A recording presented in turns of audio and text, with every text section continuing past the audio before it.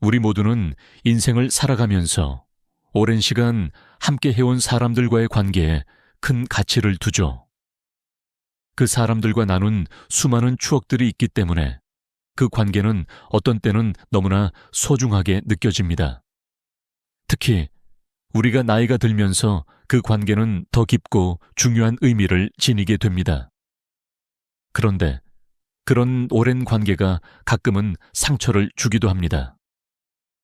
오늘 이야기할 주인공은 평생을 가족을 위해 헌신하며 살아온 한 여성입니다. 그녀는 자식들을 위해 많은 것을 희생했고 그 대가로 자식들이 자신을 돌봐주기를 바랬습니다. 그런 그녀의 가장 큰 자랑은 바로 자식들이었습니다. 그런데 어느 날 40년 된 친구와의 대화에서 모든 것이 뒤집히게 됩니다. 이 친구는 그녀의 자식들과 그녀의 삶을 끊임없이 비교하면서 그녀에게 상처를 주기 시작했습니다. 우리 애들은 참 효자야. 매달 용돈도 주고 집도 사준다더라. 너는 왜 그 정도도 못 받냐? 그런 말들을 듣고 난 후 주인공은 마음속에서 큰 충격을 받습니다. 그녀는 지금까지 가족을 위해 최선을 다하며 살아왔다고 믿었지만 이 친구의 말은 그녀에게 깊은 상처를 안겨주었습니다. 처음에는 웃어 넘기려 했습니다. 하지만 친구는 반복적으로 그런 말을 계속하며 주인공을 의식하지 않게 무심코 비교하고 깎아내리곤 했습니다. 그런 이야기가 반복될 때마다 주인공은 점점 더 불편해지고 자신이 과연 지금까지 살아온 방식이 옳았는지 의문을 가지기 시작했습니다. 내가 이렇게 살아온 게 맞았을까?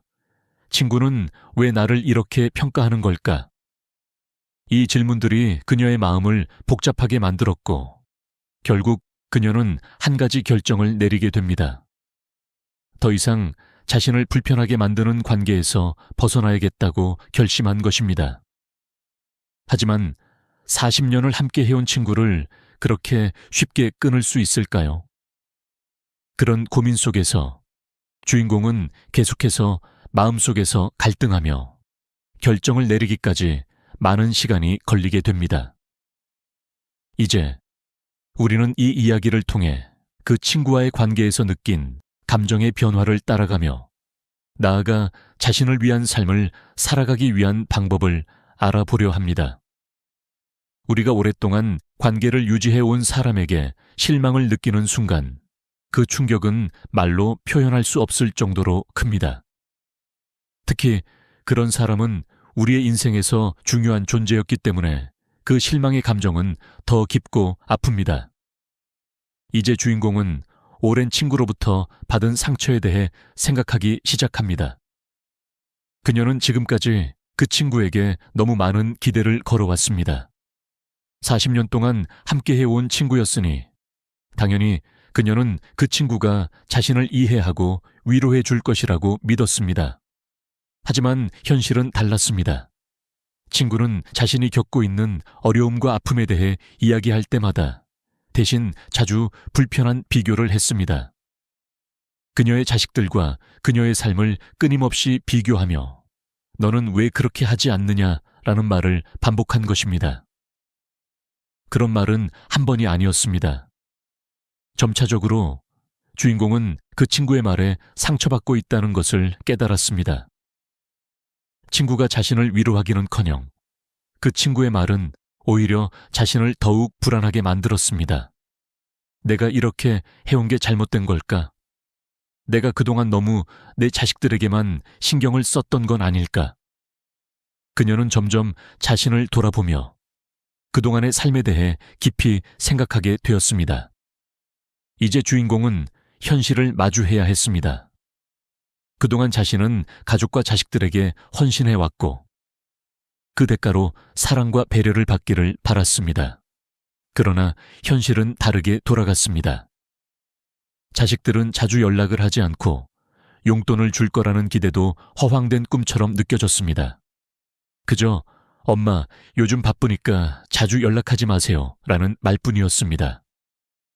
그렇게 친구는 그녀에게 계속해서 그녀의 삶을 평가하고 비교하며 결국 친구라는 관계는 더 이상 그녀에게 위로가 되지 않았습니다. 이 상황에서 주인공은 깊은 고민에 빠지게 됩니다. 이 친구와 계속 관계를 유지하는 것이 맞을까? 그런 질문을 스스로에게 던지며 그녀는 점차 자신을 돌아보고 이 관계가 가져다 준 상처에 대해 생각하기 시작했습니다. 결국 그녀는 큰 결정을 내리게 됩니다. 더 이상 불편한 관계에서 벗어나기로 한 것입니다. 이 결정을 내리는 과정은 쉽지 않았습니다. 40년 동안 쌓인 우정과 추억이 한순간에 사라지는 듯한 느낌이 들었습니다. 하지만 그녀는 결국 자신을 더 이상 괴롭히지 않기로 결심합니다. 이 순간이 그녀의 인생을 바꾸는 중요한 전환점이 된 것입니다. 40년을 함께한 친구와의 관계에서 상처를 받은 후 주인공은 이제 자신의 삶을 되돌아보며 큰 결정을 내리기로 합니다. 그동안 그녀는 모두를 위해 살았고 가족과 자식들을 위한 삶에 전념해 왔습니다. 그런데 이 모든 것이 결국 자신을 위한 삶이 아닌 다른 사람을 위한 삶이었다는 것을 깨달은 것입니다. 내가 이렇게 살아온 게 맞았을까? 이 질문은 점차 그녀의 마음을 계속해서 갉아먹었습니다. 주인공은 이제 더 이상 남들에게 맞추는 삶을 살지 않겠다고 결심합니다. 그렇다고 해서 그녀가 자식들에게 사랑을 주지 않겠다는 뜻은 아닙니다. 하지만 그녀는 이제 자신의 감정과 욕구도 소중하게 여길 필요가 있다는 사실을 깨닫기 시작한 것입니다. 자신을 돌보는 일이 얼마나 중요한지 깨달은 주인공은 자신이 그동안 너무 많이 희생했다는 생각이 들었습니다. 그녀는 이제 더 이상 그 누구에게도 자신을 희생하지 않겠다고 결심합니다. 과거에 가족을 위해, 친구를 위해, 남을 위해 살았던 그녀는 이제 자기 자신을 위한 삶을 살기로 마음먹었습니다. 이런 깨달음을 얻기까지 주인공은 많은 시간이 걸렸습니다. 그동안의 삶을 돌아보며 그녀는 왜 그렇게 살았을까라는 자문을 계속해서 하게 되었습니다. 그녀가 가족을 위해서만 살았던 이유는 자신이 그들을 사랑했기 때문입니다. 하지만 그 사랑이 이제는 지나치게 자신을 억누르고 결국 그녀를 괴롭히고 있다는 사실을 알게 된 것입니다. 이 깨달음은 그녀에게 큰 충격이었지만 동시에 큰 해방감을 주기도 했습니다. 이제 주인공은 더 이상 자신을 억누르지 않겠다고 결심합니다. 그녀는 자신이 원하는 삶을 살기로 했습니다. 나이를 먹으면서 이제는 그녀 자신도 존중받을 자격이 있다고 느끼게 된 것입니다.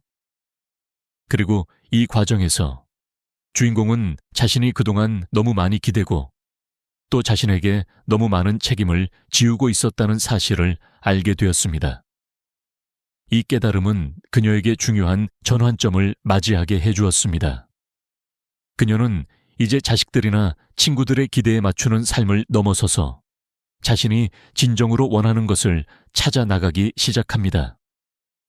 자기 자신을 위한 삶을 살겠다고 결심한 순간, 그녀는 마음속 깊은 곳에서 느낀 평온함과 자유로움을 경험하게 됩니다.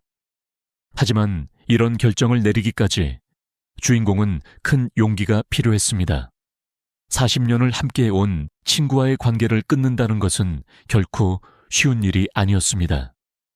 그동안의 추억과 이야기가 한순간에 사라지는 것 같은 기분이 들었을 것입니다. 그러나 주인공은 더 이상 그런 관계에 얽매이지 않기로 결심했습니다. 그녀는 이제 자신의 삶을 살아갈 준비가 되었기 때문입니다. 주인공이 40년 된 친구와의 관계에서 상처를 받고 자신을 위한 삶을 살기로 결심한 이후 그녀의 삶에는 큰 변화가 일어나기 시작합니다.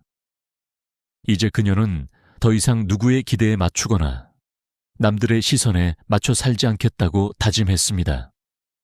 하지만 그렇게 살기로 결심하는 것이 쉽지 않다는 것을 주인공은 잘 알고 있었습니다. 자신을 위한 삶을 살겠다고 결심한 후 첫 번째로 주인공이 한 일은 바로 자기 자신을 돌보기 시작하는 것입니다. 그동안 너무나 많은 시간과 에너지를 다른 사람들을 위해 쏟았던 그녀는 이제는 자신에게 집중하기로 결심했습니다. 그녀는 일상 속에서 작은 변화들을 시도하기 시작합니다. 매일 아침 마음을 가라앉히고 자신의 생각을 정리하는 시간을 가지며 이전에는 느끼지 못했던 자유로움을 경험하게 됩니다.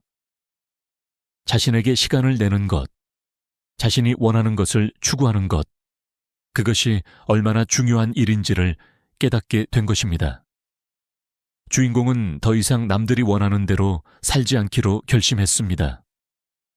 그녀는 자신이 좋아하는 일을 하고 작은 취미를 즐기며 삶의 즐거움을 찾기 시작합니다.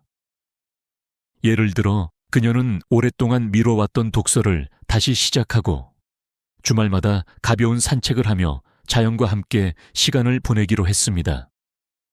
이런 작은 변화들이 그녀에게 큰 기쁨을 주었고 그녀는 점차 자신의 삶을 즐기기 시작했습니다. 하지만 여전히 한 가지 큰 걸림돌이 남아 있었습니다. 그것은 바로 오랜 친구와의 관계를 완전히 끊어야 한다는 사실이었습니다. 40년이라는 시간이 쌓인 관계를 쉽게 끊는 것은 매우 어려운 일이었습니다. 주인공은 여전히 그 친구와의 추억과 좋은 시간들을 떠올리며 마음속에서 그 관계를 어떻게 정리할지에 대해 고민했습니다. 어느 날 그 친구에게서 연락이 왔습니다. 너 요즘 좀 달라졌어. 왜 연락도 잘 안 하고 갑자기 이렇게 멀어진 거야? 이 말에 주인공은 한참을 고민했습니다. 그동안 자신이 너무 많은 것을 참아왔고 이제는 그 모든 불편함에서 벗어나기로 결심했기 때문에 더 이상 그 친구에게 의존할 필요가 없다는 사실을 깨달았습니다. 그 친구와의 관계를 완전히 끊는 것은 쉽지 않았지만 주인공은 자신에게 중요한 것은 이제 자유로움이라고 느꼈습니다. 더 이상 상처를 주는 관계에 얽매여 있을 필요가 없다는 것을 알게 되었습니다. 그래서 그녀는 그 친구에게 차분히 말했습니다. 우리가 이렇게 계속 만나는 게 서로에게 좋지 않은 것 같아. 나는 내 삶을 살아가고 싶어. 그리고 그 말을 끝으로 그녀는 그 친구와의 관계를 정리했습니다. 이 결정은 주인공에게 큰 해방감을 주었고 그녀는 이제 진정한 자유를 느끼며 살아갈 수 있게 되었습니다. 더 이상 상처를 주는 사람들과의 관계에 얽매이지 않고 자신이 원하는 대로 살아갈 수 있다는 것을 알게 되었습니다. 친구와의 관계를 정리하고 나서 주인공은 이제 진정으로 자신이 원하는 삶을 살기 시작합니다. 하지만 그 변화의 과정에서 그녀는 또 다른 중요한 깨달음을 얻었습니다. 그것은 바로 나이가 들면서 사람들과의 관계가 어떻게 변화하고 그 관계에서 진정한 의미를 찾는 것이 얼마나 중요한지에 대한 것이었습니다. 자신의 삶을 위한 결정을 내리고 새로운 시작을 하면서 주인공은 다른 사람들과의 관계를 다시 한번 돌아보게 되었습니다. 그녀는 예전에는 친구들이나 가족과의 관계에서 외로움이나 불안감을 느꼈을 때 그들을 붙잡고 의지하려 했습니다. 그러나 이제는 그런 관계에서 얻는 감정적인 만족보다는 진정으로 나를 이해하고 편안하게 해주는 사람들과의 관계가 더 중요하다는 것을 깨달았습니다. 그녀는 이제 더 이상 사람들과의 관계에서 의무감을 느끼지 않습니다. 대신 그녀는 자신이 정말로 소중하게 여길 수 있는 사람들만을 만나고 그들과 진정한 교감을 나누기 시작합니다. 이전에는 무리하게 관계를 이어가려고 했던 사람들, 그저 외로움을 피하기 위해서 유지했던 관계들이 이제는 더 이상 그녀의 삶에 필요하지 않다는 것을 알게 된 것입니다. 주인공은 어느 날 동네에서 우연히 만난 옛 친구와 대화를 나누게 됩니다. 그 친구는 밝은 표정으로 너 요즘 어떻게 지내? 라고 물어봅니다. 이 대화는 주인공에게 새로운 느낌을 주었습니다. 그동안 자신의 감정을 나누기 어려웠던 많은 사람들과 달리 이 친구는 그녀에게 부담을 주지 않았고 그저 자연스럽게 이야기를 나누었습니다. 주인공은 그 순간 진정으로 편안한 관계란 이런 것이구나 라는 생각을 하게 됩니다. 그날 이후로 주인공은 더 이상 사람들이 자신에게 기대는 관계를 유지하려 하지 않게 됩니다. 오히려 그녀는 자신의 삶을 더욱 즐기기 위해 새로운 사람들과의 만남을 시도하기 시작했습니다. 동네 작은 독서 모임이나 사진을 찍으면서 SNS를 통해 사람들과 소통하기도 했습니다. 그런 활동들을 통해 그녀는 새로운 사람들과의 관계를 맺으며 그 관계들이 점차적으로 그녀의 삶에 기쁨을 더해주고 있다는 사실을 깨닫게 되었습니다. 진정한 인간관계는 의무감이 아니라 서로가 자연스럽게 편안하게 교감할 수 있는 관계에서 시작된다는 것을 알게 된 것입니다. 이전에는 관계를 이어가기 위해 많은 에너지를 쏟았지만 이제는 자신이 편안하게 지낼 수 있는 사람들과만 함께하며 그들에게 소중한 가치를 나누고 있습니다. 그리고 그녀는 이러한 새로운 관계들이 그녀의 삶에 활력을 불어넣어 주고 있다는 사실에 감사하게 생각합니다. 또한 주인공은 이러한 변화의 과정에서 자신에게 더 많은 시간을 할애하고 나이가 들어도 여전히 새로운 취미와 관심사를 찾아 나갈 수 있다는 희망을 가지게 되었습니다. 예전에는 가족과 친구들을 위해 살았지만 이제는 자신을 위해 그리고 자신이 좋아하는 것을 하며 삶을 채워가고 있습니다. 그녀는 더 이상 그저 누군가에게 기대지 않고 스스로 만족을 찾아가는 방법을 배우게 되었습니다. 주인공은 이제 나이가 들어가면서 사람들과의 관계에서 무엇이 중요한지 그리고 자신이 진정으로 원하는 삶이 무엇인지를 깨닫게 되었습니다. 그녀는 더 이상 외부의 기대나 다른 사람의 시선에 맞추는 삶을 살지 않겠다고 결심한 이후 점차적으로 자신의 삶을 적극적으로 재조정하기 시작했습니다. 그리고 그녀는 깨달았습니다. 진정한 행복은 외부에서 얻는 것이 아니라 자기 자신을 이해하고 자신이 원하는 것을 따르며 살아갈 때 얻어진다는 것을. 이 모든 변화는 주인공에게 중요한 교훈을 안겨주었습니다. 바로 자신을 위한 삶. 이야말로 나이가 들수록 가장 중요한 가치라는 것이었습니다. 가족을 위해 살고 친구를 위해 살고 때로는 타인의 기대에 맞추기 위해 살아온 그녀는 결국 그 삶에서 자신을 잃어버리고 있다는 사실을 알게 되었습니다.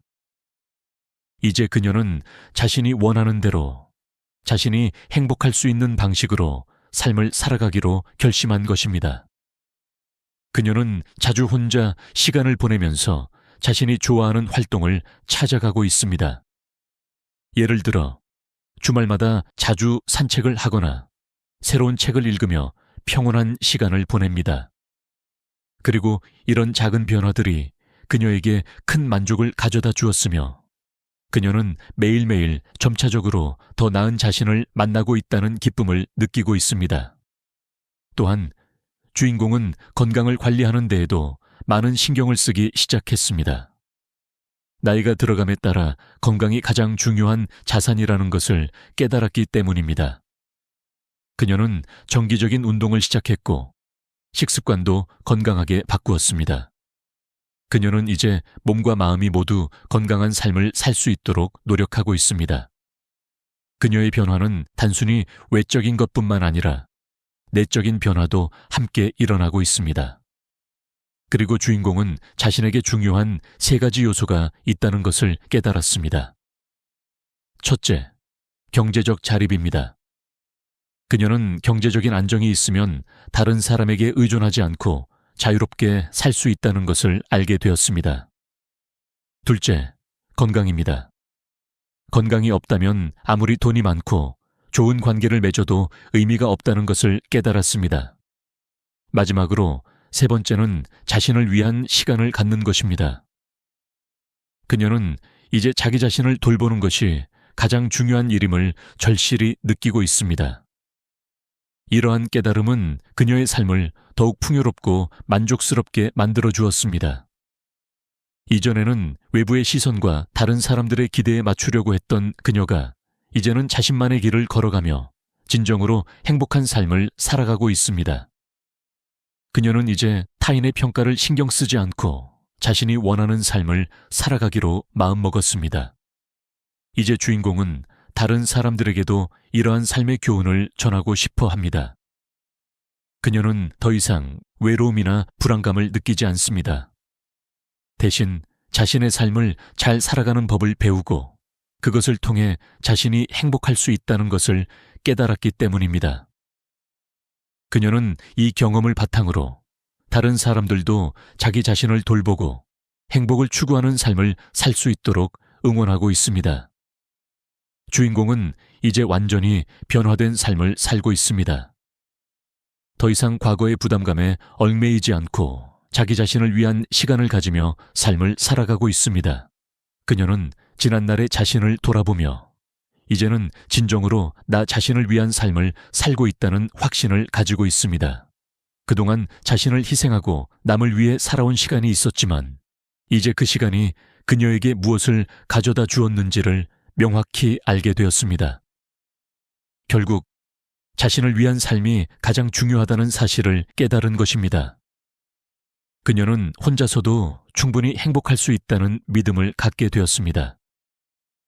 물론 주변의 사람들과 관계를 맺고 사랑을 주고받는 것도 중요하지만 무엇보다 중요한 것은 자기 자신을 이해하고 존중하는 것이었습니다. 그녀는 이제 과거에 누구나 갖고 싶어 했던 외로움과 불안감을 이겨내고 혼자서도 당당하게 살아갈 수 있는 자신감을 얻었습니다. 내가 정말 원하는 삶은 무엇일까? 이 질문에 대한 답을 찾은 그녀는 더 이상 남의 기대나 타인의 평가에 맞추지 않고 자신만의 길을 가기로 결심했습니다. 그동안 쌓였던 감정과 갈등들을 정리하고 이제는 완전한 자유를 느끼며 살고 있습니다. 그리고 그 자유는 그녀에게 많은 기회를 열어주었고 그녀는 그 기회를 통해 새로운 것들을 배우고 경험하며 더 풍요로운 삶을 살고 있습니다. 주인공은 또한 건강과 경제적 자립을 중시하며 자신을 더욱 돌보는 방법을 배웠습니다. 건강한 삶을 위해 규칙적인 운동을 시작했고 정신적인 안정을 위해 매일 명상이나 독서를 즐깁니다. 또한 경제적인 독립을 위해 꾸준히 자산 관리를 하며 불필요한 소비를 줄이고 자신만의 재정적인 자유를 추구하고 있습니다. 그녀는 이제 모든 결정을 스스로 내리며 자신의 삶을 주도하는 법을 배웠습니다. 과거에 살았던 방식과는 다른 더 행복하고 만족스러운 삶을 살아가는 그녀의 모습은 매우 인상적입니다. 그녀는 이제 주변 사람들에게도 이런 삶의 방식을 전파하고 싶어 하며 자신과 같은 삶을 살아갈 수 있도록 격려하고 있습니다.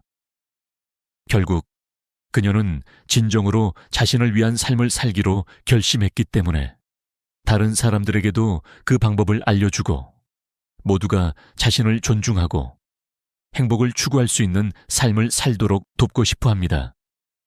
그녀는 더 이상 과거의 갈등과 상처에 얽매이지 않고 자신의 길을 걸어가며 행복을 추구하는 법을 깨달았습니다.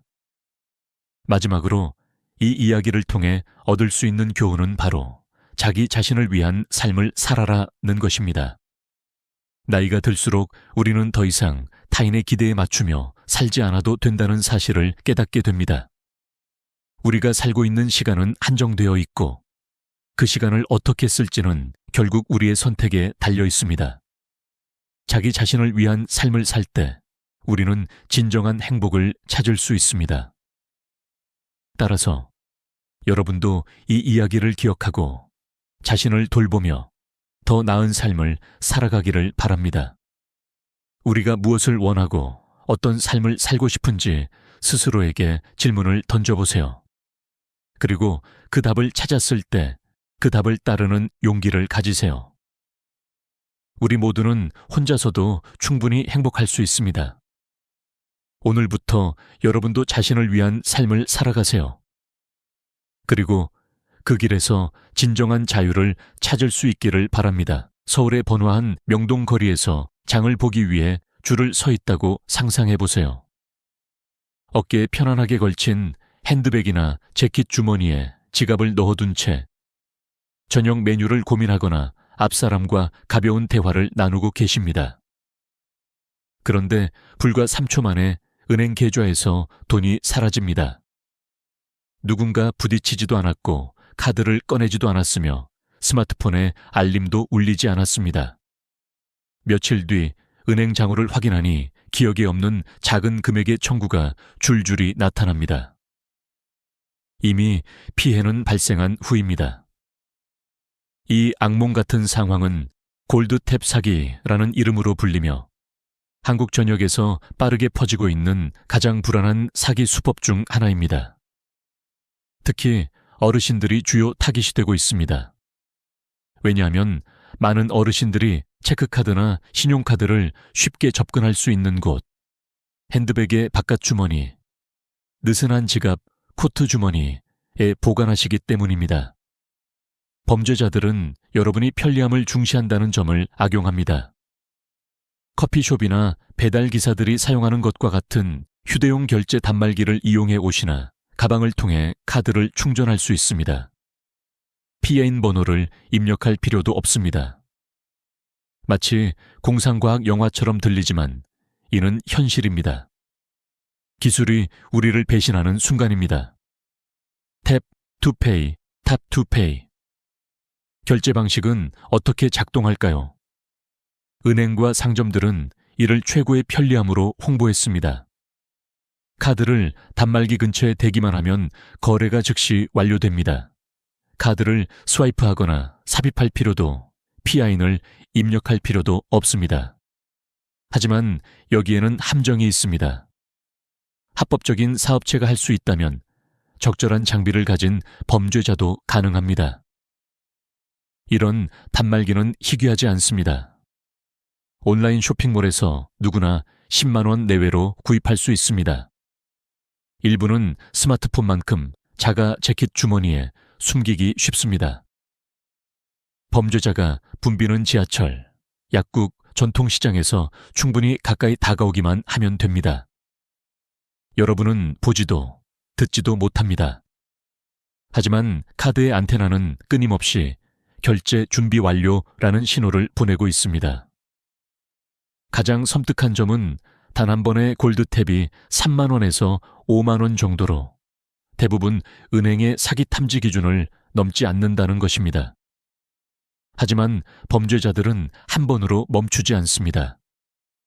아침에 동네 시장에서, 오후에 약국에서, 저녁 러시아워 지하철에서 여러 번 공격할 수 있습니다.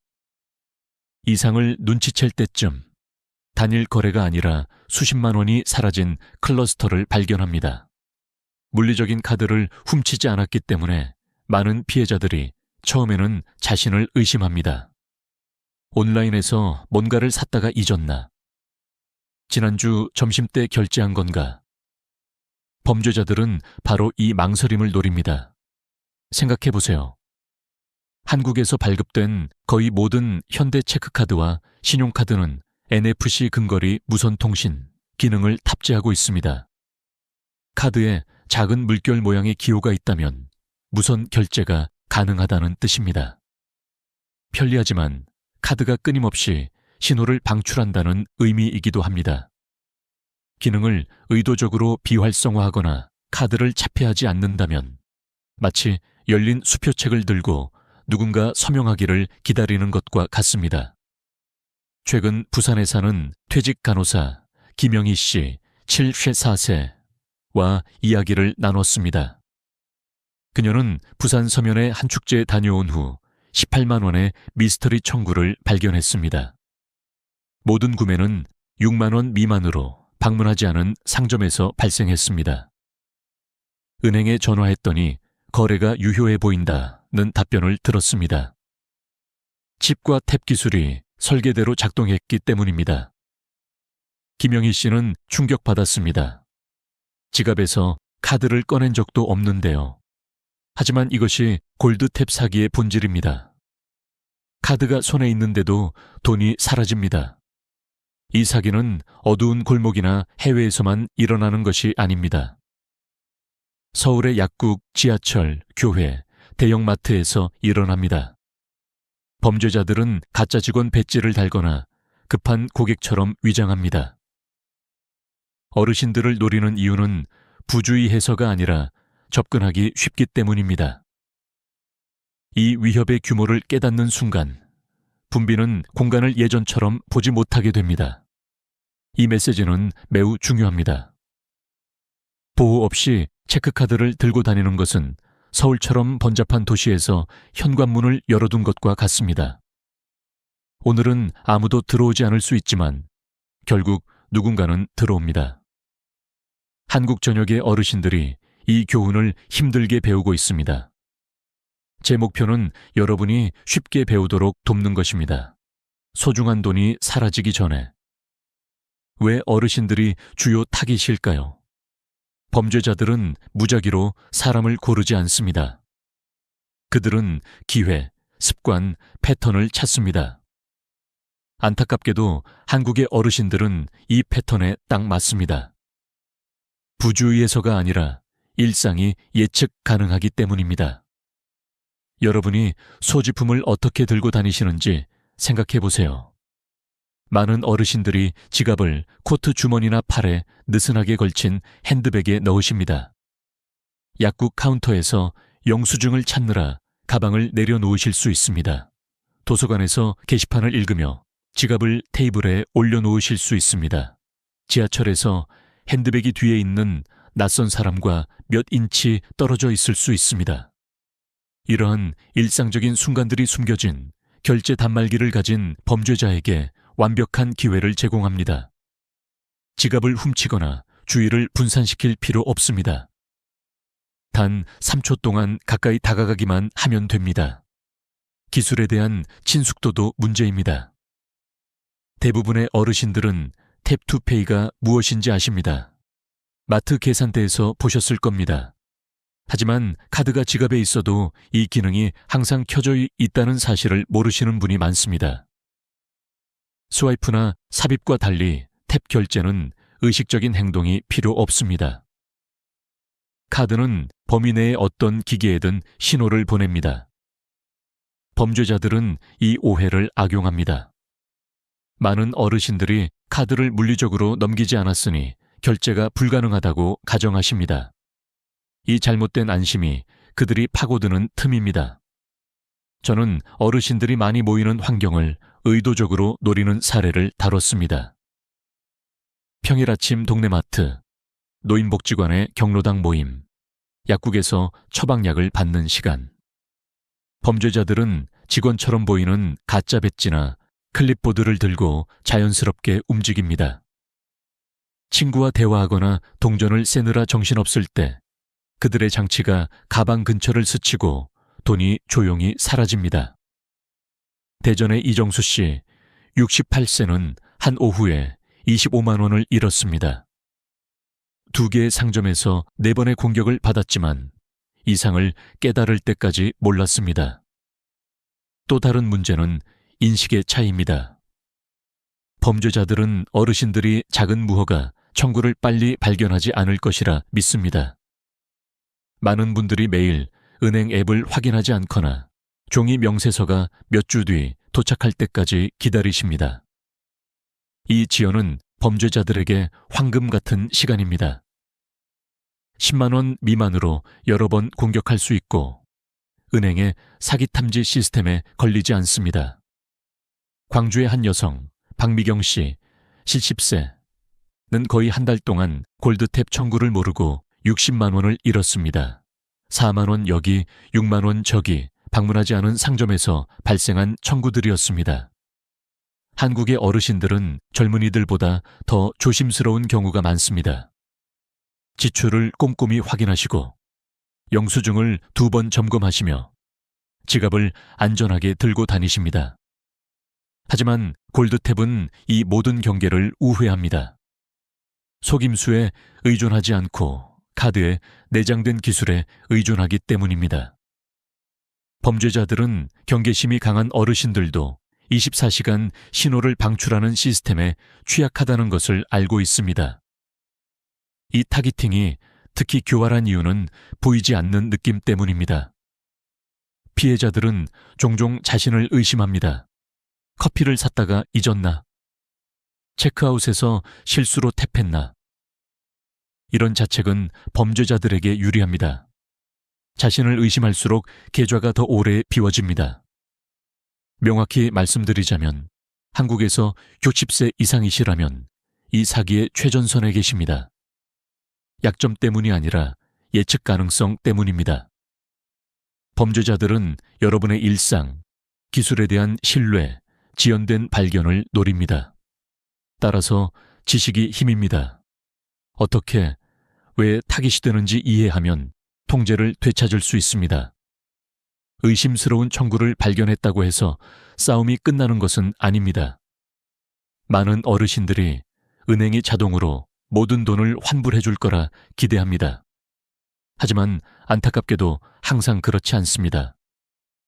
한국의 전자금융거래법은 무허가 거래를 보호하지만 골드탭 거래는 법적으로 회색 지대에 있습니다.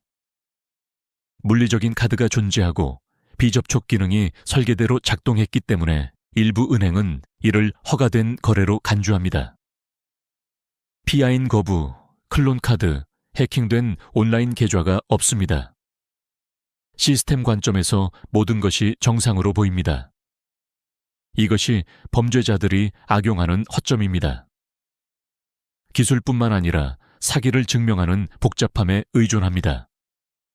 저는 클라이언트들이 은행의 가짜 청구에 스크린샷을 보여줘도 이 구매를 하신 게 확실합니까? 라는 답변을 듣는 사례를 봤습니다.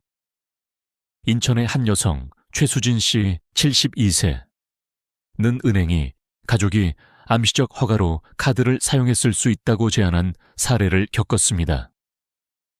부산의 한 남성 윤태호 씨 69세는 이상을 발견한 지 10일 만에 보고했지만 계약서의 미세한 글씨가 48시간 내 보고를 요구해 환불을 거부당했습니다. 그때 범죄자들은 28만 원을 들고 사라졌고 은행은 책임을 회피했습니다. 한국에는 강력한 소비자 보호법이 있습니다. 전자금융거래법은 적시에 보고하면 무허가 거래에 대해 책임을 지지 않는다고 명시합니다. 하지만 핵심은 무허가라는 단어입니다. 은행이 거래가 카드 시스템의 정상 규칙을 따랐다고 주장하면 조사를 미루거나 증거를 요구하거나 청구를 완전히 거부할 수 있습니다. 이는 많은 어르신들이 자신이 하지 않은 일에 비난받는 느낌을 받게 합니다. 타이밍도 중요한 요소입니다. 사기를 발견한 후 이 영업일 내에 보고하면 책임이 5만 원으로 제한됩니다. 더 오래 기다리면 책임이 50만 원으로 늘어나고 명세서 발송 후 60일이 지나면 모든 돈을 잃을 수 있습니다. 범죄자들은 이 지연을 노립니다. 많은 어르신들이 종이 명세서에 의존하며 매일 은행 앱을 확인하지 않는다는 것을 알고 있습니다. 은행은 또한 숫자 게임을 합니다. 3만 원 청구 하나는 그들에게 적극적으로 조사할 가치가 없습니다. 하지만 여러분에게는 이러한 작은 청구가 빠르게 쌓입니다. 저는 70대 부부 이영철 씨와 김옥순 씨를 대리했는데 그들은 골드탭 시리즈로 90만 원을 잃었습니다. 은행은 절반만 환불하고 나머지는 합법적 지출처럼 보인다고 했습니다. 금융감독원 FSS에 이의 제기한 후에야 전체 금액을 돌려받았습니다. 그들은 은행과의 싸움이 돈을 잃는 것보다 더 큰 스트레스였다고 말했습니다. 이 법적 함정을 이해하는 것이 중요한 이유입니다. 예방이 최선의 방어지만 피해자가 되었을 때 속도와 문서화가 여러분의 동맹입니다. 카드 뒷면의 사기 신고 번호로 즉시 전화하세요. 케이스 번호를 요청하고 담당자 이름, 시간, 그들이 한 말을 모두 기록하세요. 청구 확인에 대한 서면을 요구하세요. 상징적으로 느껴지더라도 경찰 보고서를 제출하세요. 그 보고서는 선의로 행동했다는 증거입니다. 은행이 저항하면 먼저 은행 내부에서, 그 다음 FSS 같은 규제기관으로 이의 제기하세요. 끈기 있는 피해자들이 결과를 얻습니다. 하지만 힘든 진실은 돈이 사라지면 회복이 복잡하고 느리고 종종 불완전하다는 것입니다. 그래서 가장 현명한 전략은 예방, 범죄자들이 접근하기 전에 거의 불가능한 타깃이 되는 것입니다. 그렇다면 골드탭 사기를 미리 막는 방법은 무엇일까요? 좋은 소식은 이 기법이 고도로 기술적으로 느껴지더라도 방어는 놀라울 만큼 간단하고 저렴하다는 것입니다. 범죄자들은 카드에 탭2페이 기능이 항상 활성화되어 있고 쉽게 접근할 수 있는 방식으로 카드를 들고 다닌다는 두 가지를 이용합니다. 이 가정 중 하나만 깨도 여러분은 극도로 어려운 타깃이 됩니다. 첫 번째이자 가장 효과적인 방어는 물리적 보호입니다. RFID 차단 슬리브나 지갑은 카드의 무선 신호가 새지 않도록 방패 역할을 합니다. 범죄자가 결제 단말기를 가방에 대더라도 카드는 침묵합니다. 이러한 제품은 사치품이 아닙니다.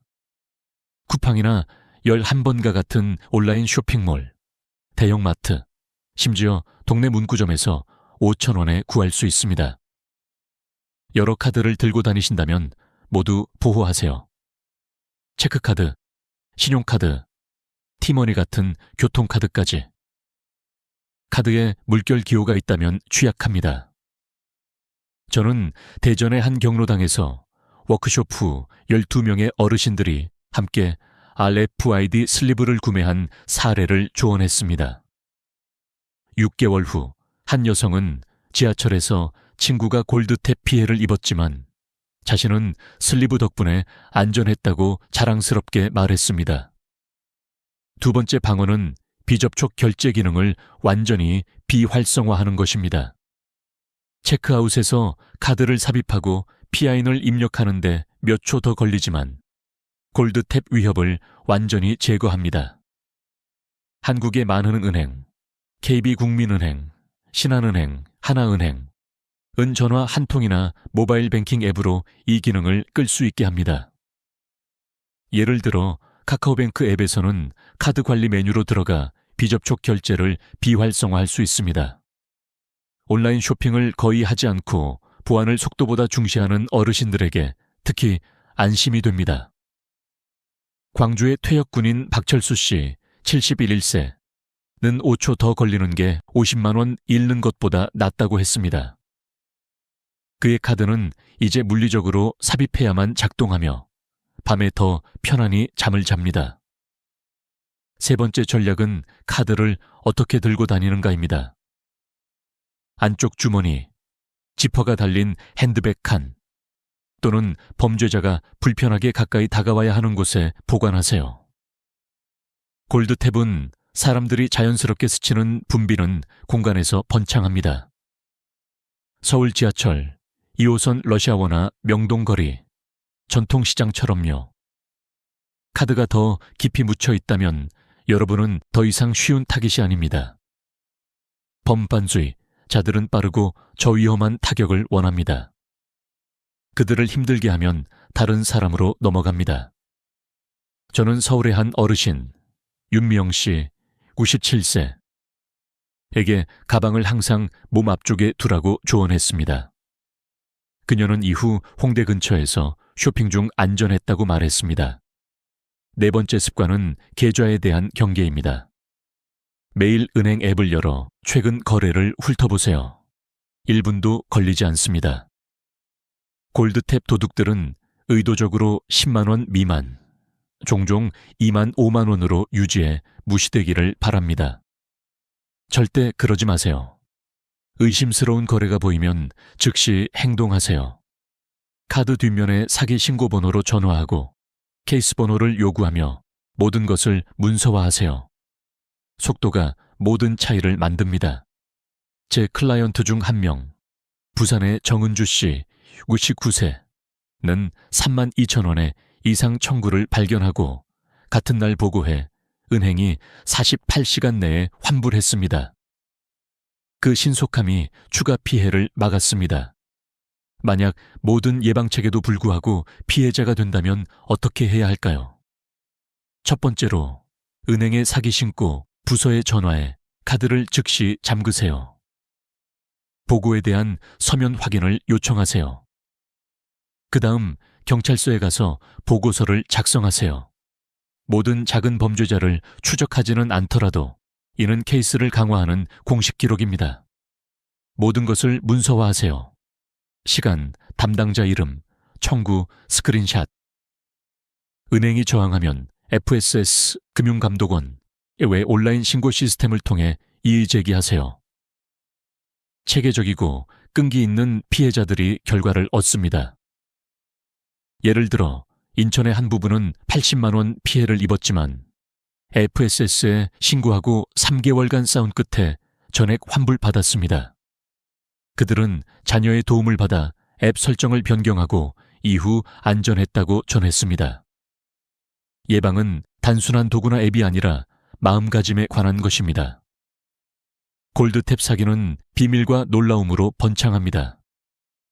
그 작동 방식을 이해하고 기본적인 단계를 취하면 범죄자들의 이점을 빼앗을 수 있습니다. RFID, 차단 슬리브, 비활성화된 탭 기능, 더 안전한 지갑 보관 방식, 매일 거래 확인. 이것들로 여러분은 사실상 면역이 됩니다.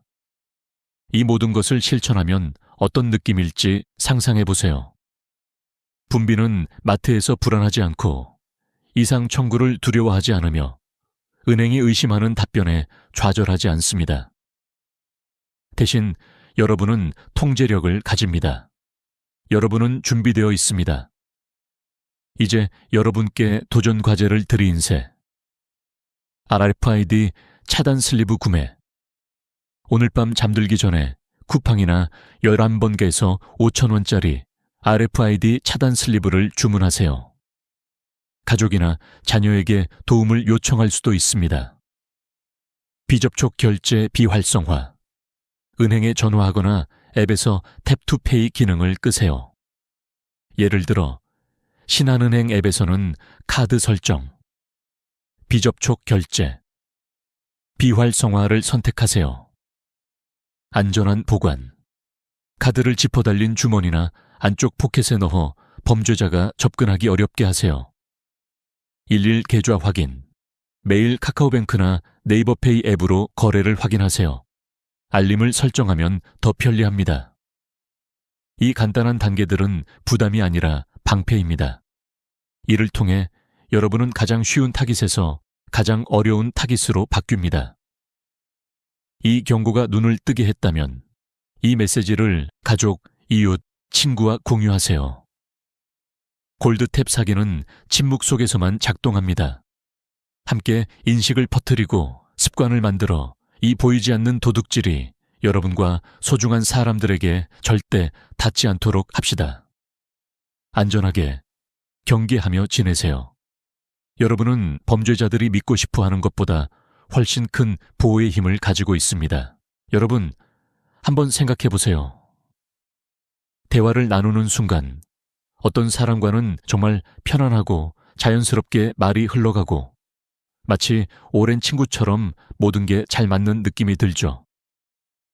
그런데 또 다른 사람과는 뭔가 어색하고 불편한 감정을 느낍니다. 말이 막히고 뭔가 틀어진 것 같은 기분이 드는 거죠. 여러분은 왜 그런 차이가 나는지 궁금하지 않으신가요? 그냥 성격 차이겠지 라고 생각할 수 있지만 사실 그게 전부는 아닙니다. 대화에서 느끼는 그 차이는 우리가 사용하는 언어와 표현에서 시작됩니다. 같은 상황, 같은 말을 하더라도 그 말을 받는 사람의 기분은 천차만별일 수 있습니다. 왜 그럴까요? 바로 우리가 사용하는 언어가 상대방의 감정을 어떻게 다룰지에 큰 영향을 미치기 때문입니다. 여러분은 실수했을 때 어떻게 대처하고 싶으세요? 괜찮아, 그럴 수도 있지 라고 말하는 사람에게는 편안함을 느끼겠죠. 반대로 왜 그걸 실수했어? 라고 말하는 사람에게는 더 불안하고 불편한 기분이 들 수밖에 없습니다. 이런 차이가 대화에서 어떤 변화를 일으키는지 여러분도 한번 느껴본 적이 있지 않나요? 이제 여기서 중요한 질문이 생깁니다. 대화에서 상대방을 편안하게 만들어주는 말은 무엇일까요? 바로 괜찮아, 신경 쓰지 마, 그럴 수도 있어 와 같은 간단한 말들이 사람의 마음을 열 수 있다는 점입니다. 그런데 반대로 왜 그랬어? 같은 말은 마음의 문을 닫게 만들죠. 이러한 말들이 우리에게 주는 영향은 생각보다 큽니다. 사실 우리는 대화를 할 때 자주 단순히 말한 것이 상대방에게 어떻게 전달될지 생각하지 않고 이야기하곤 합니다. 하지만 대화의 핵심은 말의 의도와 의미가르가 아니라 상대방이 그 말을 들었을 때 어떤 감정을 느끼게 되느냐에 달려 있습니다. 예를 들어 실수한 사람에게 왜 그랬어? 라고 말하는 대신 괜찮아, 그런 일도 있지, 다음에는 더 잘할 거야 라고 말하는 것이 얼마나 큰 차이를 만들 수 있는지 한번 생각해 보세요. 이렇게 말하는 사람은 실수를 용납해주고 상대방이 더 이상 자책하지 않도록 도와줍니다. 그 말 한마디로 상대방의 마음을 열 수 있고 그 사람은 더 이상 부끄러움이나 죄책감을 느끼지 않고 상황을 넘길 수 있게 됩니다.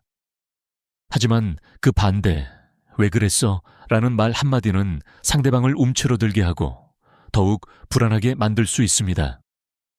그 사람은 계속해서 실수에 대해 생각하고 자신감을 잃게 될 것입니다. 그래서 대화에서 정말 중요한 것은 상대방의 감정을 배려하는 것입니다.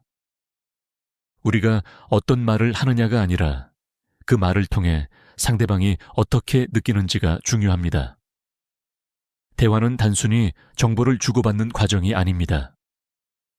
우리가 사용하는 언어는 상대방의 감정을 어떻게 다룰 것인지에 대한 중요한 키를 쥐고 있습니다.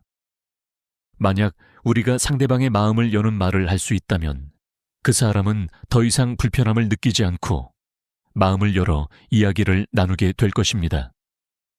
사실 대화에서 가장 중요한 언어는 공감의 언어입니다. 사람들은 자신이 실수하거나 어색한 상황에 처했을 때 자신을 비난하기보다는 괜찮아, 그럴 수도 있지 라는 말을 듣고 싶어 합니다. 이런 말을 들으면 그 사람은 자기 자신을 용서하고 다시 상황을 자연스럽게 풀어갈 수 있습니다. 반면에 왜 그랬어? 라는 말은 그 사람을 자책하게 만들고 대화의 흐름을 끊어버리게 만듭니다. 여러분, 우리가 대화에서 진정으로 중요한 것은 상대방의 마음을 열게 하는 것입니다. 그 사람이 실수했을 때 혹은 어색한 상황에 처했을 때 그 사람의 감정을 이해하고 배려하는 언어를 사용한다면 대화는 훨씬 자연스럽고 원활하게 진행될 것입니다. 이제 우리가 상대방의 감정을 어떻게 다루고 어떤 언어로 공감할 수 있는지에 대해 생각해 보아야 할 때입니다. 대화에서 진정한 소통은 상대방이 자신을 이해받고 있다는 느낌을 받을 때 시작됩니다. 괜찮아, 그럴 수도 있지 라는 말 한마디로 상대방은 자신의 실수를 용서할 수 있는 힘을 얻고 더 이상 두려워하지 않게 됩니다. 그러므로 우리가 대화할 때 꼭 기억해야 할 점은 상대방의 감정을 존중하고 공감하는 말을 선택하는 것입니다. 이제 다음에는 어떤 말들이 상대방을 더 불안하게 만들고 관계를 어색하게 만드는지에 대해 더 알아보겠습니다. 불편한 대화의 함정을 피하는 법에 대해 이야기할 차례입니다. 앞서 말씀드린 것처럼 대화에서 중요한 것은 단순히 정보를 주고받는 것이 아니라 상대방의 감정을 이해하고 배려하는 언어를 사용하는 것입니다. 우리가 실수나 어색한 상황에서 상대방에게 어떤 말을 건네느냐가 그 사람의 마음을 여는 중요한 키가 됩니다. 이제 그 언어들이 어떻게 사람들의 마음을 변화시킬 수 있는지 살펴보겠습니다. 예를 들어, 누구나 실수를 합니다. 여러분도 실수한 경험이 있을 겁니다. 그럴 때 누구나 불안하고 죄책감을 느끼기 마련입니다.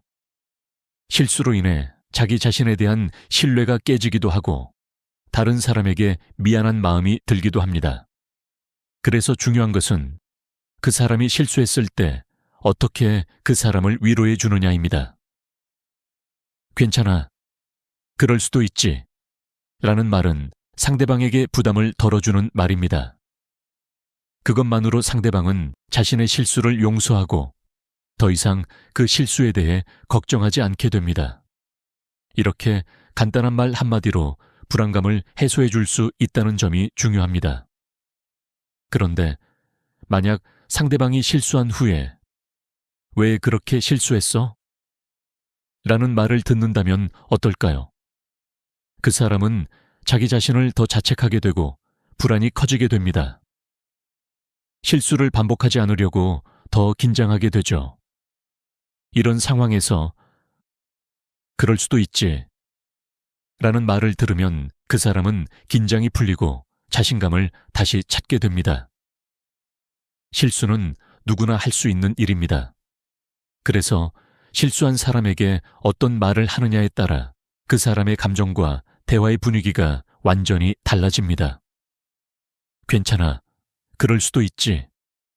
라는 말은 그 사람의 불안을 덜어주고 자신감을 회복시켜줍니다. 그 말을 들은 사람은 이제 실수에 대한 두려움 대신 다음에 더 잘할 수 있다는 믿음을 가지게 됩니다. 이러한 공감의 언어는 실수에만 한정되지 않습니다. 우리가 일상에서 자주 겪는 불안, 걱정, 스트레스 같은 감정에도 똑같이 적용됩니다.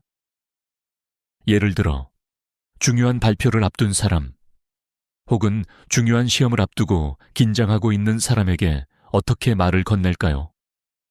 괜찮아, 잘 할 수 있을 거야. 긴장하는 건 자연스러운 거니까 걱정하지 마. 라는 말은 그 사람에게 불안을 인정하고 공감하는 말입니다. 그 말 한마디가 그 사람의 마음을 안정시키고 긴장을 풀어줍니다. 반대로, 왜 이렇게 긴장해? 별거 아닌 거 아니야? 라는 말은 그 사람의 불안을 무시하는 말입니다. 이 말은 불안을 더 키우고 그 사람이 자기 감정을 억제하게 만들 수 있습니다. 그렇게 쉽게 할 수 있을 것 같아. 라는 식의 말도 마찬가지입니다. 이건 그 사람의 불안을 해소하기보다는 오히려 더 자기 자신을 의심하게 만듭니다. 이러한 예시는 대화에서 우리가 어떤 말을 하느냐가 얼마나 중요한지를 잘 보여줍니다. 상대방이 느끼는 감정에 공감하고 그 사람의 상황을 이해하는 말은 그 사람을 편안하게 만듭니다. 공감이란 상대방의 감정을 인정하고 그 사람이 지금 느끼는 감정을 그대로 받아들이는 것입니다. 이런 말은 상대방에게 진심을 전달하며 그 사람의 불안을 해소하고 마음을 열게 합니다. 또한 우리가 불안한 상황에서 건넬 수 있는 말은 단순히 위로의 차원을 넘어서 상대방의 자신감 회복을 돕는 중요한 역할을 합니다. 발표나 시험을 앞둔 사람에게 긴장돼도 괜찮아. 너라면 잘 할 거야. 라고 말하는 것은 그 사람에게 자신감을 심어주는 매우 중요한 말입니다. 그 사람은 자신의 불안감을 인정받고 자신이 잘할 수 있다는 믿음을 가지게 됩니다. 반대로, 왜 그렇게 긴장해? 라며 불안감을 무시하는 말은 그 사람을 더욱 위축되게 만듭니다. 이처럼 우리가 사용하는 언어는 단순히 말 그대로의 의미를 넘어 상대방의 감정에 깊은 영향을 미칩니다. 우리가 상대방에게 건네는 말 한마디가 그 사람을 불안에서 벗어나게 하고 다시 마음을 가다듬게 만듭니다. 그러므로 대화에서 중요한 점은 상대방의 감정을 인정하고 존중하는 것입니다. 불안이나 긴장을 해소하고 사람의 마음을 열게 하는 말은 그 사람과의 관계를 더욱 깊고 의미 있는 것으로 만들어줄 수 있습니다. 이제 대화에서 어떤 말을 건네야 마음을 여는 대화를 할 수 있을지 생각해 봤습니다. 중요한 것은 상대방이 불안하거나 실수한 상황에서 어떤 말을 건네느냐에 달려 있습니다. 그 말 한마디가 그 사람에게 큰 위로가 될 수 있고 대화의 분위기를 완전히 바꿀 수 있습니다. 그렇다면 앞으로 우리가 대화할 때 어떤 말이 상대방에게 힘이 될 수 있을지 더 깊이 고민하고 항상 상대방의 마음을 열 수 있는 말을 찾으려고 노력해야겠습니다. 이제 불안과 실수 외에도 억울하거나 지친 상황에서 어떤 말을 건넬지에 대해 이야기해 보겠습니다. 사람은 힘들고 지쳤을 때 정말 필요한 말이 무엇인지도 중요합니다. 계속해서 그 상황을 어떻게 공감하고 이해할 수 있을지 살펴보겠습니다. 우리가 대화에서 사용하는 언어는 때때로 상대방의 마음을 열기도 하고 때때로 그 마음을 닫게 만듭니다. 특히 상대방이 억울하거나 지친 상황에 처했을 때 우리는 어떻게 말을 해야 할까요? 상대방이 억울하거나 너무 지쳐있는 상황에서 잘못된 말 한마디는 상대방을 더욱 힘들게 만들고 관계를 위태롭게 할 수 있습니다. 지금부터 어떤 말들이 상대방을 더 힘들게 만드는지, 그리고 어떻게 말해야 더 나은 관계를 유지할 수 있는지에 대해 알아보겠습니다. 억울한 상황에서 피해야 할 말, 누구나 억울한 순간을 경험한 적이 있을 것입니다. 특히 본인이 잘못한 것도 아닌데 잘못된 일이 자신에게 돌아오면 얼마나 억울하고 속상할까요? 예를 들어 직장에서 억울하게 책임을 지게 되었을 때, 또는 가족 간에 잘못된 정보가 전해져서 자신에게 불리한 상황이 벌어졌을 때 우리는 종종 답답한 마음에 왜 이렇게 억울해? 혹은 그냥 참아. 다들 그렇잖아. 라고 말하기도 합니다. 하지만 이러한 말은 상대방의 억울함을 무시하는 것입니다. 억울한 사람에게 필요한 것은 그럴 만도 하다. 그 상황에서는 정말 속상했겠다. 같은 공감의 말입니다. 이러한 말은 상대방이 느끼는 감정을 인정하고 그 사람이 겪은 감정을 함께 느껴주는 것입니다. 그래서 억울한 사람은 자기 감정을 제대로 표현할 수 있고 마음의 짐을 조금 덜 수 있습니다. 반면 그냥 참아, 다들 그런다고 라는 말은 상대방의 감정을 가볍게 여기고 그 사람의 감정을 무시하는 말입니다. 이런 말은 억울한 사람을 더욱 위축시키고 자신이 제대로 이해받지 못하고 있다는 느낌을 들게 만듭니다. 왜 이렇게 억울해? 라는 질문도 마찬가지입니다. 이는 상대방이 억울한 이유를 제대로 설명할 기회도 주지 않으며 그 사람의 감정을 인정하지 않는 태도로 비춰질 수 있습니다. 억울한 상황에서 가장 중요한 것은 상대방의 감정을 인정하고 이해하는 것입니다. 그럴 만도 하다. 그 상황에서 얼마나 힘들었을지 이해해. 라는 말은 상대방에게 진심으로 공감한다는 메시지를 전달하며 그 사람이 자신의 감정을 풀고 마음을 조금씩 치유할 수 있게 돕습니다. 지친 사람에게 건네는 위로의 말 다음은 지친 사람에게 어떻게 말을 건넬지에 대한 이야기입니다. 요즘은 모두 바쁘고 스트레스가 많고 체력적으로나 정신적으로나 지친 상태에서 살아갑니다. 특히 과중한 업무와 책임을 떠맡고 있는 사람들은 체력과 정신이 고갈될 때가 많습니다. 이런 사람에게는 그냥 버티면 돼. 혹은 다들 그렇게 힘들잖아. 라는 말은 전혀 도움이 되지 않습니다. 지친 사람에게 그럴 수도 있지. 그동안 정말 많이 힘들었겠네. 라는 말은 상대방이 겪은 고통을 진심으로 이해하는 표현입니다. 이 말은 상대방에게 그동안 자신이 혼자서 힘든 시간을 보냈다는 것에 대한 인정을 받아들이는 기회를 주며 자신의 감정이 무시되지 않았다는 느낌을 받게 해줍니다. 반대로 너만 힘든 게 아니잖아. 그냥 참아. 라는 말은 상대방이 겪는 힘듦을 경시하는 표현입니다. 이런 말은 그 사람의 기분을 더 나쁘게 만들고 혼자서 고통을 참으라는 압박감을 줄 수 있습니다. 사람이 지쳤을 때 충고보다는 공감이 더 중요합니다. 지금 많이 힘들겠다. 내가 도와줄 수 있는 일이 있으면 말해. 라는 말은 그 사람이 혼자가 아니라는 느낌을 주고 그 사람의 마음을 조금 더 편안하게 만듭니다. 이 말은 감정적인 지원을 나타내며 그 사람이 진정으로 필요로 하는 심리적인 지원을 제공하는 것입니다. 공감 없는 말은 관계를 단절시킨다. 이제 중요한 사실을 알아두셔야 합니다. 공감 없는 말은 결국 상대방과의 관계를 멀어지게 만듭니다. 사람은 자기 감정을 이해해주는 사람에게 마음을 열고 그 사람과 더 깊은 관계를 형성합니다. 그러나 자신이 겪고 있는 고통을 가볍게 여기는 말을 들으면 그 사람은 자신의 감정을 숨기게 되고 결국 관계를 단절할 수 있습니다. 예를 들어, 너 그렇게 힘든 거 아니야. 다른 사람도 다 힘들어. 라는 말은 사실 상대방에게 전혀 위로가 되지 않습니다. 그게 그렇게 힘든 거야. 라는 말도 마찬가지입니다.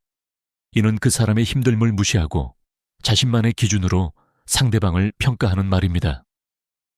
상대방은 점차 그 사람에게 자기 이야기를 꺼내지 않게 되고 결국 그 사람과의 관계가 서서히 멀어질 수밖에 없습니다. 반면 정말 많이와 힘들었겠네. 나도 네가 얼마나 힘든지 이해해. 라는 말은 상대방에게 자신의 감정을 이해해주는 사람이 있다는 것을 확실히 전달할 수 있습니다. 이 말은 상대방의 마음을 열게 하고 그 사람에게 편안함을 줍니다. 마무리 대화에서 어떤 말을 하느냐가 관계의 성패를 결정지을 수 있습니다. 특히 상대방이 억울하거나 지쳤을 때 공감의 말을 건네는 것이 중요합니다. 우리가 아무리 좋은 의도로 말을 한다 해도 그 말이 상대방의 감정을 해치지 않도록 신경 써야 합니다. 그리고 상대방의 감정을 진심으로 이해하고 공감하는 말이 그 사람과의 관계를 더욱 돈독하게 만들어줍니다. 이제 여러분이 대화할 때 상대방의 감정을 배려하고 공감하는 말을 꼭 기억해 주세요. 그 한마디가 사람의 마음을 열고 관계를 더욱 아름답게 만들어줄 것입니다. 이제 대화에서 어떻게 상대방의 마음을 열 수 있는지에 대해 더 깊이 알아보겠습니다. 앞서 이야기한 것처럼 대화에서 가장 중요한 것은 상대방의 감정을 이해하고 공감하는 것입니다. 대화를 나누면서 우리가 사용하는 언어가 그 사람의 마음을 여는 열쇠가 될 수 있다는 점을 명심해야 합니다. 많은 사람들이 상대방이 겪고 있는 어려움이나 감정을 진심으로 이해하지 못한 채 말을 하는 경우가 많습니다. 이럴 때 상대방은 대화가 끝난 뒤에도 그 감정이 해소되지 않은 채 마음속에 쌓여만 가고 결국 관계에 금이 가기 시작합니다. 그런데 우리가 상대방의 감정을 진심으로 이해하고 공감하는 말을 건넬 수 있다면 그 사람은 다시 마음을 열고 우리와의 관계가 더욱 깊어질 수 있습니다. 대화에서 마음을 여는 방법. 상대방의 감정을 인정하고 그 감정에 공감하라. 사람은 자신의 감정을 인정받고 싶어 합니다. 특히 힘든 상황을 겪고 있는 사람들은 그들의 감정을 누군가에게 받아들여지고 너가 느끼는 감정이 틀리지 않아 라는 메시지를 전달받길 원합니다. 그래서 중요한 것은 상대방의 감정을 무시하지 않고 진심으로 인정하는 것입니다. 예를 들어 누군가 슬프거나 좌절한 상황에서 왜 이렇게 슬퍼해? 라고 묻는 것은 그 사람의 감정을 억누르는 말입니다. 이 상황에서 너가 얼마나 힘들었을지 이해해. 라고 말하는 것이 훨씬 더 상대방의 마음을 여는 말이 됩니다. 이 말은 그 사람에게 자기 감정이 잘못된 것이 아님을 확인시켜주는 말입니다. 그리고 그 사람은 그 감정을 더 이상 숨기지 않고 표현할 수 있게 되며 이후 대화에서 편안함을 느낄 수 있게 됩니다. 대화에서 상대방의 감정을 인정하고 공감하는 것은 우리가 생각하는 것보다 더 중요한 일입니다. 감정을 숨기고 억누르고 자기 자신을 이해받지 못한다고 느끼는 것이 관계를 멀어지게 만드는 가장 큰 원인일 수 있기 때문입니다. 상대방의 감정을 깊이 이해하고 표현하는 것, 사람들이 대화에서 불편함을 느끼는 이유는 그들이 느끼는 감정을 적절하게 표현하지 못하거나 그 감정이 무시당했다라고 느끼기 때문입니다. 예를 들어 힘든 상황에 처한 사람에게 다들 힘들잖아. 너만 그런 게 아니야. 라는 말을 들으면 그 사람은 자신의 고통을 무시당한 느낌을 받을 수 있습니다. 반대로 정말 많이 힘들었겠다. 그럴 만도 하다. 라고 말하면 그 사람은 자신의 감정이 인정받은 느낌을 받습니다. 대화에서 중요한 것은 상대방의 감정을 무시하지 않고 그 사람의 입장에서 생각하고 이해하는 것입니다. 그 사람의 감정을 이해하고 그 감정에 대해 내가 느끼기에는 그런 감정이 드는 것이 너무 당연해. 라고 표현하는 것이 그 사람의 마음을 여는 첫걸음이 됩니다. 우리가 상대방의 감정을 진심으로 이해하려는 태도를 보일 때 그 사람은 마음의 벽을 허물고 우리와의 관계를 더 깊게 만들고 싶어 할 것입니다. 하지만 정말 많이 힘들었겠다. 지금까지 잘 버텼어. 라는 말은 상대방에게 자기 감정을 인정받는 느낌을 줍니다. 그 상황에서 얼마나 힘들었을지 이해해. 라고 말하는 것은 그 사람의 고통을 공감해주는 말이 되어 상대방이 더 이상 혼자서 이 고통을 감당하지 않아도 된다는 느낌을 주고 조금이나마 마음이 편안해집니다. 그 한마디가 그 사람에게 힘을 주고 위로가 되며 다시 일어설 수 있는 용기를 주기 때문입니다. 지친 사람에게 필요한 것은 해결책이 아니라 공감. 우리는 종종 다른 사람이 힘들어하는 상황에서 그냥 이렇게 하면 돼. 또는 그것도 다 지나갈 거야. 라는 식의 해결책을 제시하려고 합니다. 물론 그런 말도 중요하지만 그보다는 그 사람이 겪고 있는 감정을 진심으로 공감하고 이해해주는 말이 더욱 효과적일 수 있습니다. 그런 일이 있었다니 정말 힘들었겠네. 잘 버텼어. 그만큼 힘든 일이었을 거야. 이 한마디가 그 사람에게 힘을 실어주고 다시 일어설 수 있는 에너지를 주는 말이 됩니다.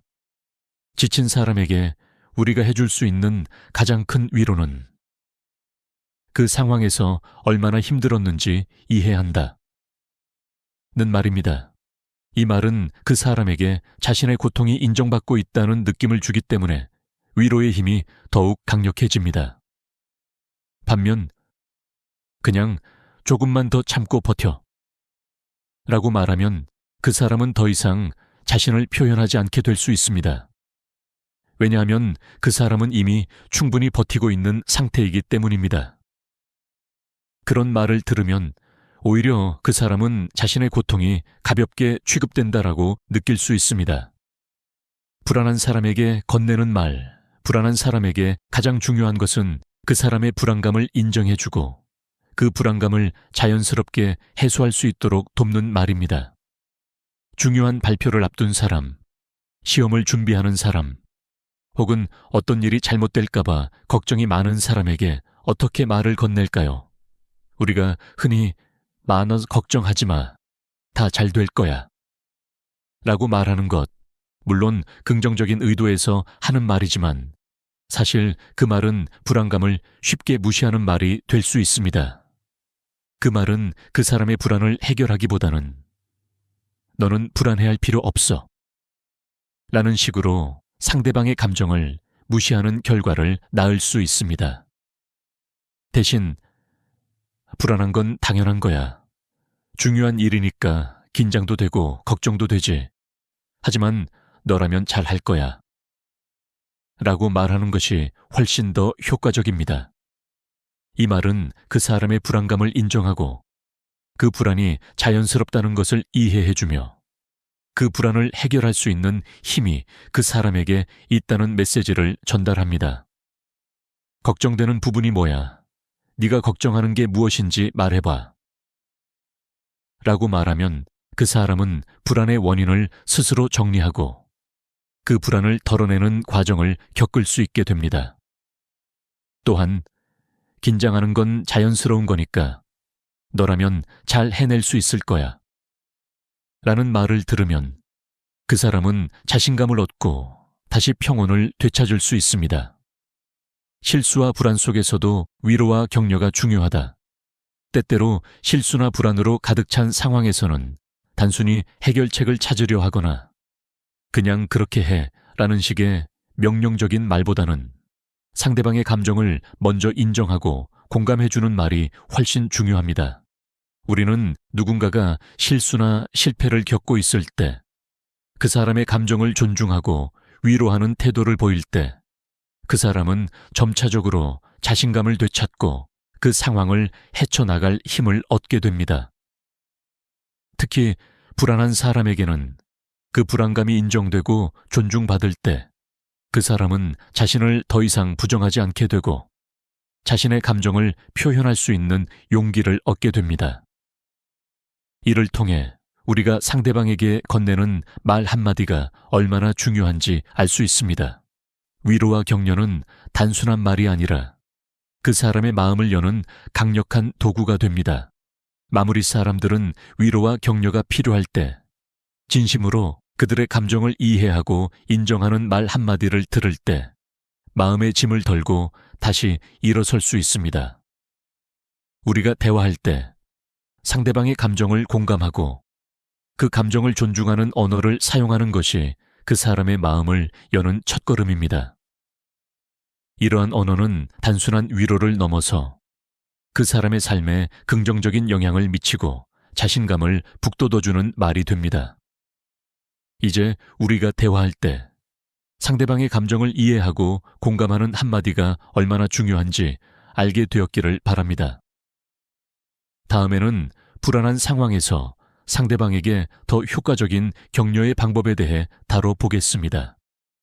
대화에서 중요한 것은 단순히 말을 주고받는 것이 아니라 상대방의 감정을 어떻게 이해하고 공감하는가입니다. 특히 우리가 실수나 어려운 상황에 처한 사람과 대화를 나눌 때 그 사람의 마음을 여는 방법을 알고 있다는 것은 관계를 더욱 깊고 강하게 만들 수 있는 중요한 열쇠가 됩니다. 이제 우리가 어떻게 상대방의 마음을 열 수 있을지, 그리고 대화에서 실수를 피하면서 관계를 유지하는 방법에 대해 알아보겠습니다. 공감의 힘. 상대방의 마음을 여는 가장 강력한 도구 사람은 누구나 자신의 감정이 인정받기를 원합니다. 우리가 어떤 상황에서든지 자기 자신이 느끼고 있는 감정을 인정받지 못한다고 느낄 때 그 감정은 점점 더 쌓이고 결국 부정적인 감정으로 변질될 수 있습니다. 따라서 대화에서 가장 중요한 것은 상대방이 느끼는 감정을 인정하고 그 감정을 이해하려는 태도입니다. 예를 들어 누군가 실수했을 때 우리가 하는 말은 그 사람의 감정에 큰 영향을 미칩니다. 괜찮아, 그럴 수도 있지. 라는 말은 그 사람을 편안하게 만들고 자신감을 회복하게 돕습니다. 하지만 왜 그렇게 실수했어? 라는 말은 그 사람을 더 위축되게 만들고 자책하게 할 수 있습니다. 이렇게 말 한마디가 대화의 흐름을 바꾸고 상대방의 마음을 열게 만들거나 닫게 만들 수 있습니다. 이처럼 공감은 사람의 마음을 여는 가장 강력한 도구입니다. 우리는 종종 감정을 표현하는 것이 어려운 경우가 많지만 대화를 통해 그 사람의 감정을 인정하고 이해해주는 것만으로도 상대방은 우리가 그들의 감정을 존중하고 있다는 것을 느끼게 됩니다. 이런 관계는 더 깊고 의미 있는 연결로 발전할 수 있습니다. 대화에서 실수는 어떻게 다뤄야 할까? 대화에서 실수는 자연스러운 부분입니다. 하지만 중요한 것은 실수에 대한 반응입니다. 만약 실수를 했을 때 상대방이 그 실수를 어떻게 다루는지에 따라 대화의 분위기가 달라집니다. 그럴 수 있어. 누구나 실수하지. 라는 말을 건네면 그 사람은 자신이 실수했다고 해서 부끄러움을 느끼지 않게 되고 더 이상 실수에 대해 걱정하지 않게 됩니다. 그러나 왜 그걸 실수했어? 라거나 또 그랬어? 라는 말은 그 사람을 더욱 부끄럽게 만들고 자신감을 떨어뜨릴 수 있습니다. 이는 관계에서 벽을 만드는 말일 뿐만 아니라 상대방이 두려움과 불안감을 느끼게 합니다. 따라서 대화에서 실수를 다룰 때는 상대방을 비난하거나 지적하지 않고 그 실수를 이해하고 인정하는 태도가 중요합니다. 상대방이 실수했을 때 괜찮아, 다음에는 더 잘할 수 있을 거야 라는 말 한마디로 상대방은 자신을 더 이상 자책하지 않게 되고 다시 일어설 수 있는 용기를 얻게 됩니다. 대화에서 중요한 것은 상대방의 감정을 존중하는 것. 상대방의 감정을 존중하는 것은 단순히 그 사람이 원하는 말을 해주는 것이 아닙니다. 중요한 것은 상대방이 느끼는 감정에 진심으로 공감하고 그 감정을 존중하는 태도를 보이는 것입니다. 대화에서 상대방의 감정을 존중하지 않으면 그 사람은 점차적으로 우리의 말과 행동에 대해 불신을 가지게 될 수 있습니다. 우리는 대화에서 상대방의 상황과 감정을 이해하려고 노력해야 합니다. 예를 들어 가족이 어려운 상황에 처했을 때 그 사람에게 괜찮아, 이게 다 지나갈 거야 라고 말하기보다는 너무 힘들었겠네. 내가 네 마음을 충분히 이해해미 라고 말하는 것이 훨씬 더 효과적입니다. 이 말은 그 사람에게 자기 감정이 인정받았다는 느낌을 주며 더 이상 감정을 숨기지 않게 만듭니다. 공감과 이해는 관계를 더 깊고 강하게 만든다.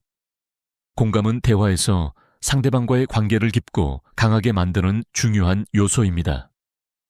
우리가 상대방의 감정을 인정하고 그 사람의 입장에서 생각하려는 태도를 보일 때 그 사람은 자신이 정말로 이해받고 있다고 느끼게 됩니다.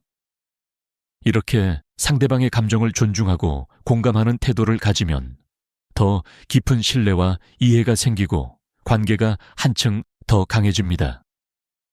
예를 들어 직장에서 동료가 어려운 상황에 처했을 때 그 사람이 겪고 있는 감정을 이해하고 공감하는 태도를 보인다면 그 동료는 더 이상 자신을 혼자서 감당하지 않게 되고 더 큰 신뢰를 느끼게 됩니다. 결국 상대방이 자신을 진심으로 이해하고 있다라고 느끼는 대화는 관계를 더욱 견고하게 만들 수 있습니다. 마음을 여는 대화는 신뢰를 쌓는 과정이다. 마음을 여는 대화는 상대방과 신뢰를 쌓는 과정입니다. 대화는 단순히 정보를 교환하는 것이 아니라 서로의 감정을 나누는 과정입니다. 그래서 우리는 대화할 때 상대방이 느끼는 감정을 항상 염두에 두어야 합니다. 상대방의 마음을 여는 대화는 그 사람을 진심으로 이해하고 공감하는 과정에서 시작됩니다. 이 과정에서 진심으로 상대방을 배려하고 그 사람의 감정을 존중하는 태도를 취할 때 우리는 더 깊은 관계를 맺을 수 있습니다. 대화에서 마음을 여는 것은 시간과 노력이 필요하지만 그 결과는 반드시 더 강한 신뢰와 깊은 관계로 돌아옵니다. 마무리, 공감의 언어를 익혀라. 대화에서 중요한 것은 상대방의 마음을 여는 언어를 사용하는 것입니다. 공감과 이해를 바탕으로 한 대화는 상대방과의 관계를 더욱 돈독하게 만들 수 있습니다. 우리가 상대방의 감정을 진심으로 이해하고 그 사람의 입장에서 생각하려는 노력을 기울일 때 그 사람은 마음을 열고 우리를 더 신뢰하게 됩니다. 그리고 그 신뢰는 더 깊은 관계로 이어지며 우리는 더 좋은 대화와 관계를 만들어 나갈 수 있습니다. 오늘 이 대화가 여러분에게 조금이나마 도움이 되었기를 바랍니다. 대화를 통해 상대방의 마음을 열고 더 좋은 관계를 만들기 위해 노력하는 것. 그것이 우리가 삶에서 더 나은 인간관계를 만들 수 있는 열쇠임을 기억해 주세요.